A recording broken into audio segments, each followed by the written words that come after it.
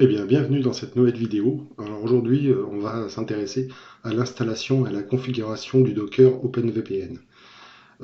C'est la partie 2 donc, d'une série de 3 vidéos qui va permettre de mettre en place OpenVPN via un DIN-host afin de ne pas perdre votre connexion si votre adresse IP publique change. D'où l'intérêt d'appliquer en fait la première partie de cette vidéo.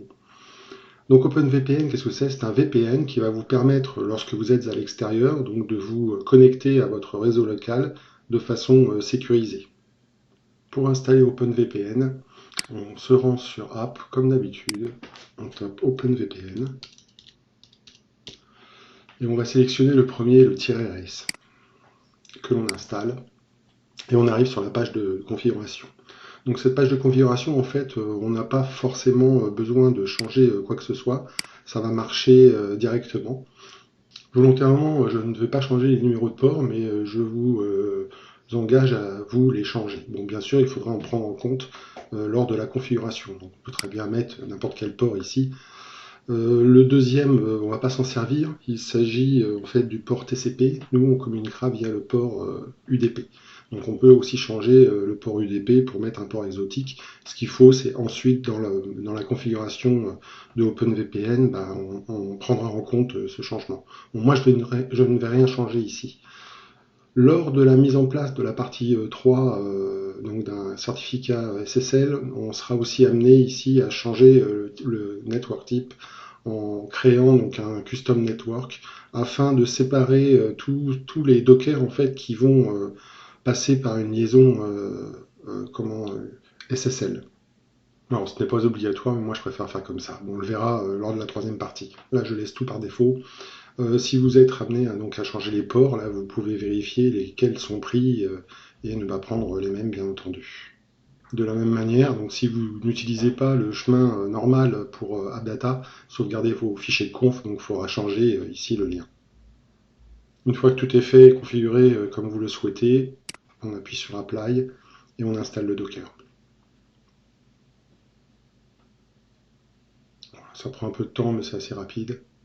Voilà, c'est terminé. À partir du moment où il est fait, on se rend dans l'onglet Docker et OpenVPN est maintenant accessible. Donc n'allez pas tout de suite accéder à la web UI, il va falloir attendre que le service soit complètement lancé. Et pour cela, on va aller voir les logs et attendre en fait que tout soit OK, que on ait la ligne service done. Donc ça prend à peu près 20-30 secondes. Et pendant tout ce temps-là, en fait, on ne peut pas accéder à la web UI. Donc je vais couper un peu la vidéo pour attendre. Voilà, c'est fait. On a donc service done. Bon, on a du rouge, mais on n'a rien configuré pour l'instant. Ça veut dire qu'on peut à présent lancer le web UI. Et on arrive, alors la première fois c'est normal, hein, donc on fait paramètres avancés et on continue sur le site. Et là, bon bah, on arrive sur le port 943, mais si vous l'avez changé lors de la config, vous arriverez sur un autre port, hein, bien entendu, et on est sur la page admin.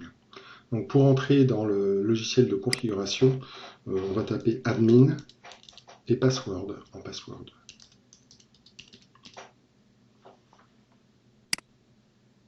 Voilà, on agree. Et on se retrouve sur une page donc où il va falloir tout configurer. Si on va sur l'onglet Status Overview, il va y avoir plusieurs zones qu'il va falloir modifier. Donc le server name. Euh, Ici, le routage.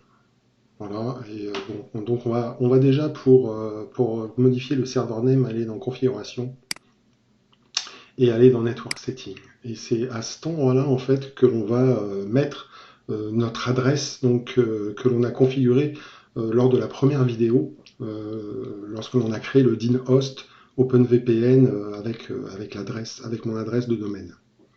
Donc pour ceux qui ont vu la vidéo, il s'agissait de openvpn.polo-p1395.fr. Voilà. Listen all interface oui, et on va se positionner en UDP. Voilà. Et pour l'UDP, il va falloir rentrer le port. Donc là, par défaut, ce qui est mis, c'est le port TCP. Donc si vous vous rappelez plus de quel port, il faut retourner dans la fenêtre de configuration. Et ici, on l'a. C'est le 943. Bon, alors, effectivement, non, c'est l'UDP. Excusez-moi, je me trompais, c'est le 1194. Alors, le 1194, il faudra aussi ouvrir les ports dans votre box. Et on verra comment le faire. Moi, j'ai une orange, je vous ferai voir la méthode. Donc, on retourne ici et on met 1194. Donc si vous avez mis autre chose que 1194, bon, vous mettez la valeur que vous avez programmée ici lors de la configuration du Docker, hein, bien entendu. Une fois que ça c'est fait, vous descendez en dessous et vous faites un Save Setting et un Update Running Server. Voilà, donc ça met un certain temps. Donc il faut refresh la page.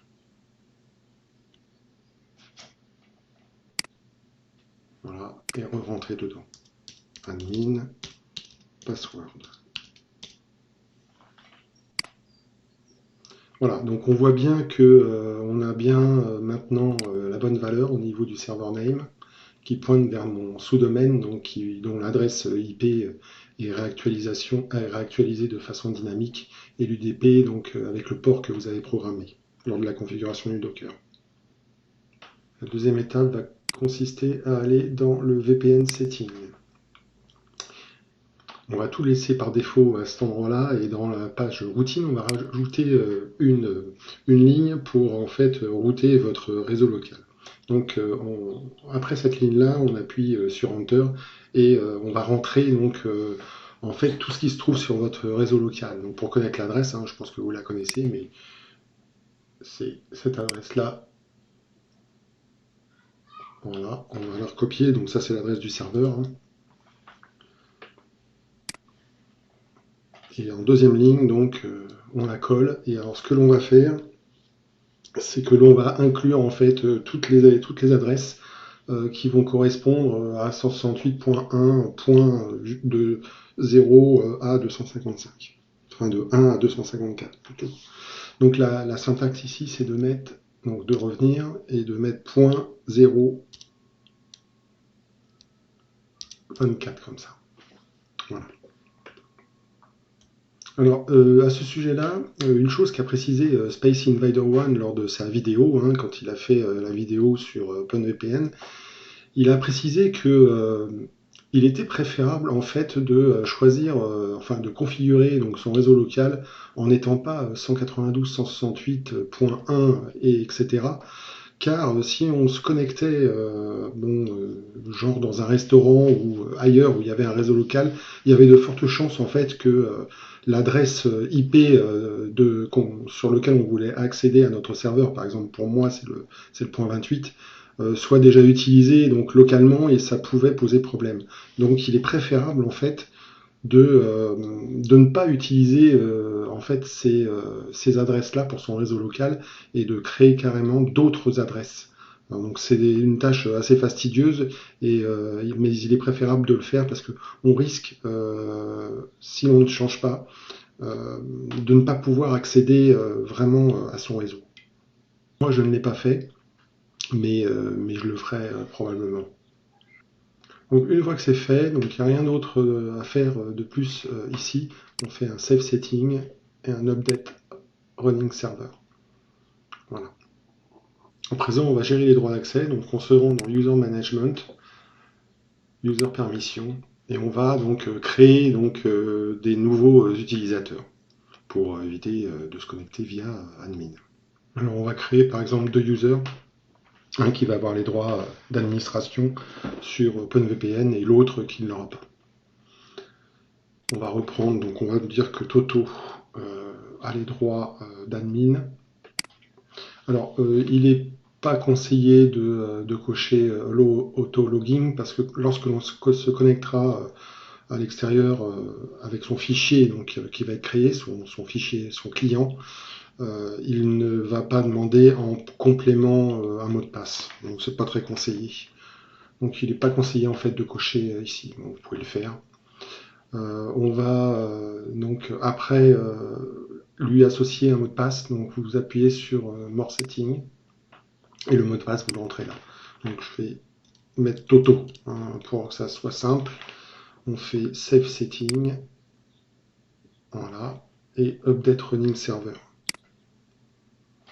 Ensuite, donc je vais créer aussi un autre user qui va s'appeler Titi et qui lui va avoir des droits restreints en fait sur mes user share. Je vous ferai voir un petit peu comment. Donc on va pas le mettre en admin celui-ci. Et par contre il va falloir lui renseigner son mot de passe. Donc pareil, je mets Titi.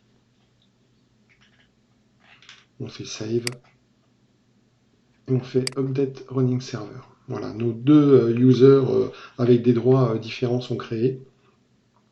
À partir de là, on va pouvoir, donc, en se connectant avec ces users-là, pouvoir télécharger le fichier client à installer donc, sur le PC distant sur lequel on voudra se connecter à son réseau local.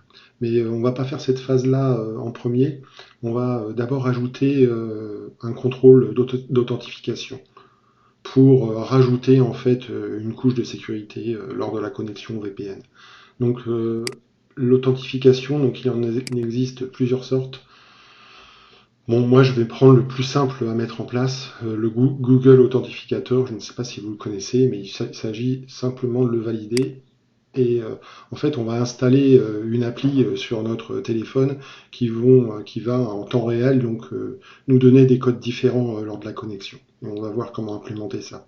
Donc toujours le même principe, on fait un save setting et un update running server à chaque modification. Donc à partir de là, on va pouvoir se connecter avec les deux users que j'ai créés.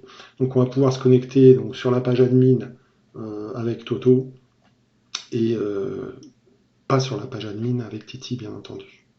Alors comme ça, juste pour info, pourquoi le user Titi voudrait se connecter à votre réseau local?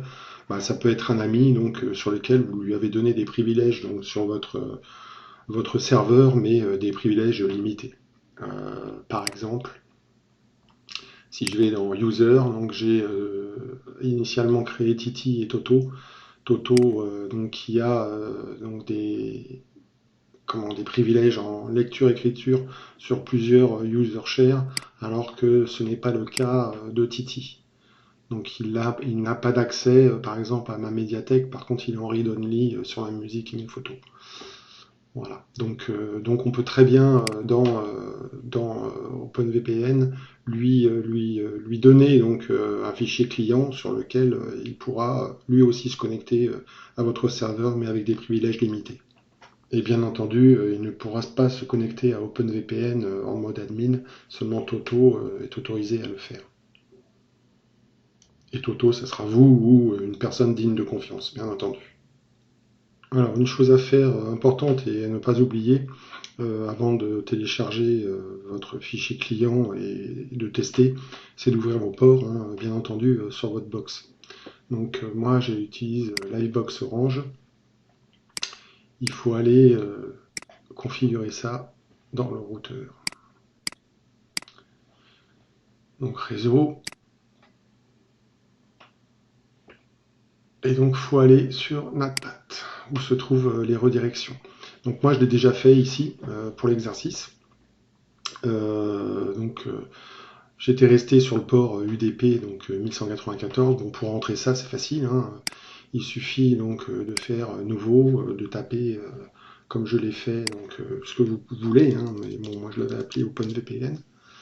Vous mettez le numéro de port que vous avez configuré donc, lors de la création du Docker, donc pour le UDP. Donc ça peut être 60 000, bon, je l'avais laissé à 1194, donc 1194, 1194, vous sélectionnez UDP et le serveur sur lequel l'ouverture du port est appliquée, vous faites créer et vous obtenez cette ligne-là. Donc ça, c'est quelque chose à ne pas vous oublier. Donc une fois que le port est ouvert, il ne reste plus qu'à télécharger le client. Donc pour permettre d'installer donc les logiciels sur le PC distant pour vous connecter à votre réseau local. Donc il va falloir donc se connecter à OpenVPN mais en mode user et pas en mode admin. Donc ce que l'on fait, c'est que l'on supprime en fait ça et on reste que comme ça avec, avec l'adresse du port. Voilà, on arrive sur une page de logging où là, donc Titi et Toto vont pouvoir se connecter pour télécharger pour qu'on puisse télécharger en fait leurs fichiers clients qui leur sont propres. Hein. C'est pas le même fichier à chaque fois. Ça va dépendre donc de beaucoup de choses, en fait, du nom et du login, du password, enfin de pas mal de choses. Alors je vais le faire pour le user Toto. Hein. Pour Titi, c'est exactement la même procédure. Donc user Toto, le password, bah, c'était Toto. Voilà, et on va arriver en fait sur ça, c'est parce que j'ai demandé à ce qu'il y ait une nouvelle couche d'identification via Google Authentificator. Donc pour ça, c'est assez simple. Il va falloir que vous installiez en fait Google Authentificator sur votre portable. Donc je vais vous faire voir ça par vidéo et vous obtiendrez donc un code à 6 digits qui va être en fait valide pendant à peu près 30 secondes qu'il faudra rentrer ici pour confirmer l'accès. Donc direction votre portable, vous allez donc taper Google Authentificator et l'installer. Bon, moi il est déjà installé. Et une fois qu'il sera installé, donc vous ouvrez le logiciel et vous arrivez donc sur une page ici, vous faites commencer. Et en fait, il va falloir bah, le QR code là, que vous voyez à l'écran, il va falloir appuyer sur scanner pour le scanner, et ça va rentrer en fait, vous allez le voir. Donc moi, je ne peux pas aller beaucoup plus loin parce que ça va prendre la vidéo. Donc si j'appuie sur scanner code pour vous, ça va apparaître en fait tout noir, mais voilà, là je suis en train de le scanner. Et maintenant, donc, il me dit compte ajouté Toto at OpenVPN Polo P13. Donc voilà, c'est terminé. Vous voyez, il y a une icône qui tourne avec le code à 6 chiffres. Donc le code à 6 chiffres, donc je vais attendre qu'il se refresh. Et puis je vais le taper. Voilà, 603 959. Confirmer le code. Et là, on arrive donc sur la barre d'espace, où on va pouvoir donc télécharger le client. Alors ces différents logiciels, donc à partir de là, on peut choisir sa plateforme. Donc en fonction de l'OS où vous vous trouvez, donc vous allez télécharger soit le fichier pour Windows, Mac, Android, iOS, Linux. Donc moi je compte me connecter à partir d'un PC Windows, donc je vais télécharger celui-ci et il va falloir aussi télécharger le user log profile qui correspond donc à tout ce qui correspond à votre user, donc au user Toto en l'occurrence. Alors je vais télécharger donc l'OpenVPN Connect. Voilà. Et je vais charger le user log profile. De la même manière donc ça c'est client au VPN qui va permettre donc de rajouter sauf toute la configuration que l'on a faite. Voilà, une fois que les deux fichiers sont dispo, on va pouvoir les installer sur la machine. Donc là, il ne m'a pas ouvert le bon endroit. Voilà le bon endroit. Donc bah, c'est simple, hein, on va lancer l'installation de ce soft-là. Donc je ne vais pas aller jusqu'au bout, je vais vous expliquer pourquoi. Mais c'est assez simple, là, si on appuie sur install, ça va installer donc, le client et on va pouvoir ajouter la configuration spécifique.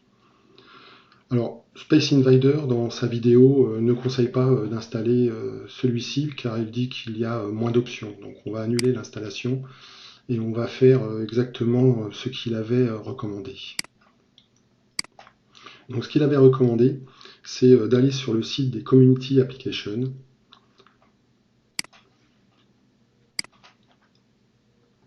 Donc on va taper dans la barre OpenVPN Community Download. On arrive sur une page où on va pouvoir télécharger le soft. Donc si vous êtes sur Windows 10, vous téléchargez celui-ci. Voilà, au même endroit où on avait mis. Voilà, donc c'est le 16.01 Windows, que je ne confonde pas avec l'autre. Et celui-ci, je peux le supprimer. Voilà, maintenant on a les deux fichiers qui vont bien, que l'on va pouvoir installer donc, sur la machine sur laquelle on va se connecter à notre serveur via le VPN. Alors, ça, je vais pas changer de PC.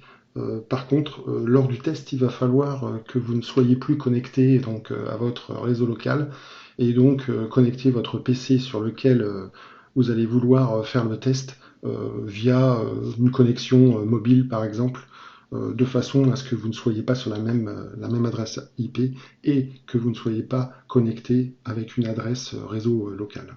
Donc c'est ce que je vais faire immédiatement. Donc je mets en pause la vidéo pour me reconnecter via mon téléphone. Voilà, donc c'est fait. Alors n'oubliez pas aussi de débrancher physiquement votre câble si vous êtes chez vous lorsque vous êtes en double connexion comme ça. Donc on peut aller vérifier son adresse IP et vérifier en fait que ici que l'adresse IP ne correspond plus à votre box. Une fois fait, on va pouvoir installer et mettre en œuvre tout ça. Donc celui-ci, donc on le lance. Voilà. Donc ça va créer un raccourci sur votre bureau.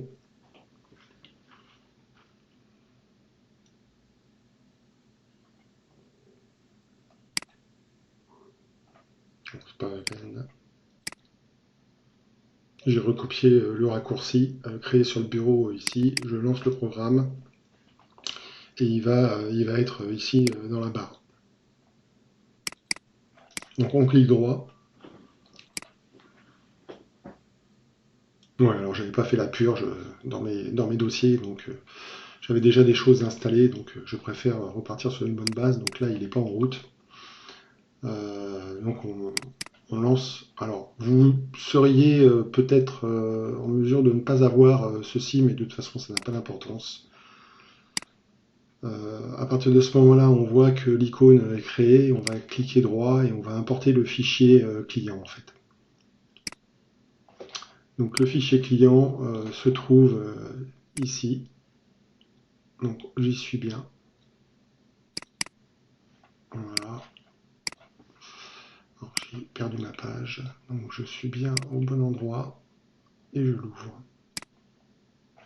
Voilà, le fichier a été importé avec succès et à partir de ce moment-là, quand on va revenir dans OpenVPN, on va pouvoir se connecter. Voilà, ça demande le mot de passe. Donc le mot de passe c'est Toto. Et il faut entrer aussi... alors ça c'est bizarre parce que moi j'avais pas cette variante là. En fait lors de mes essais le code authentificateur a été demandé en deuxième temps. Donc là je vais le rentrer. Il vient de se réactualiser. 325, 639. Et on laisse dérouler. Alors on a des informations un peu rouges, c'est pas grave. Et voilà, maintenant on est connecté à notre réseau en fait. Donc si on veut maintenant, on accède et on se trouve comme si on était à la maison. Hein. Donc si je reviens ici et que je veux accéder à mon serveur, donc là il me met que c'est pas actualisé. Et pourquoi? Parce que j'y accède par mon raccourci. Donc serveur Polo, OpenVPN il connaît pas, il ne connaît que l'adresse en fait IP locale. Donc il va falloir que je rentre mon adresse IP locale. Donc pour mon serveur c'est 192.168.1.28. Et cette fois-ci, bah, on arrive bien sur mon serveur, donc que je peux piloter à distance. Donc ça marche très bien. Alors ce que l'on va pouvoir faire aussi, c'est accéder donc à toutes ces données, hein. Donc si j'ouvre ici et que je me mets sur ce PC, je vais pouvoir créer, alors imaginons qu'il ne soit pas créé, je vais pouvoir créer, ajouter un emplacement réseau. Non, je me trompe, ajouter un lecteur réseau. Et donc on va rajouter le lecteur réseau, mes photos par exemple. Donc il se trouve, alors il est peut-être déjà là. Voilà, donc tiens, je vais accéder à ma musique. Donc là, en tapant l'adresse, en fait, vraiment 192.168, voilà, je vais le rajouter et j'y ai accès. Alors j'y ai accès, oui, si les user shares sont en public, mais si vous avez vu mes précédentes vidéos, vous savez que moi, mes user shares, en fait, je les ai mis en fait en private, assortis à des droits d'accès. Et donc là, pourquoi est-ce que j'arrive à y accéder? C'est parce que dans mon gestionnaire d'identification, donc sur le PC sur lequel je me trouve, donc je suis bien enregistré en tant que Toto euh, pour, euh, pour accéder à cette adresse-là. Donc Toto avec le mot de passe Toto. S'il n'y avait pas ça, ça ne marcherait pas. Je n'y aurais pas accès. Et là, c'est pareil, j'y ai accès. Pourquoi? Parce que dans mes users, j'ai déclaré Toto en read-write sur ma musique. Si il était en no access, et là je vais le changer, je n'y accéderai pas. Donc, ça permet, comme je l'ai dit en début de cette vidéo, de pouvoir gérer des accès de vos contacts, soit en lecture, soit en no access, soit en read-write. Donc si je refais en fait la même opération, on voit que là, je n'ai plus accès puisque j'ai changé en fait le statut.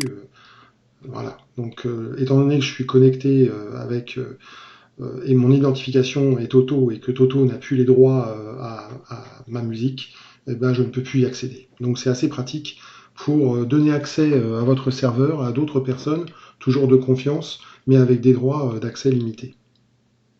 Donc voilà, fin de cette vidéo. Donc j'espère que ça a été suffisamment clair pour vous, la mise en œuvre de OpenVPN.